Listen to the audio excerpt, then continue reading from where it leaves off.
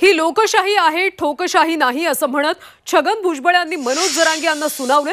जरांगेंनी कायदा हातात घेण्याची गरज नाही, जरांगेंचं बोलणं योग्य नाही असं भुजबळ म्हणाले। परभणीच्या सभेमध्ये जरांगे यांनी धनंजय मुंडेंवर निशाणा साधला होता।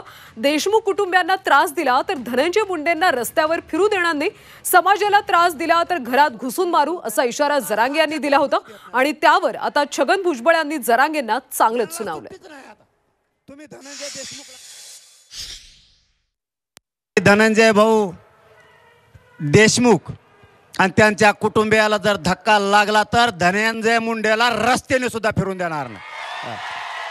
इथल्या आपल्या समाजाला जर त्रास झाला तर परभणी आणि पलीकडून धाराशिव यांना घरात घुसघुस आणायचं।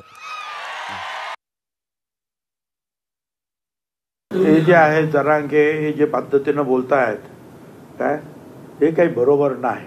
हे लोकशाही आहे, हे काय ठोकशाही नाही आहे। त्यामुळे मी सांगितल्याप्रमाणे जर दोषी असेल तर आपोआपच त्यांच्यावर कारवाई होईल। तुम्ही कायदा हातात घेण्याची काही आवश्यकता नाही आहे।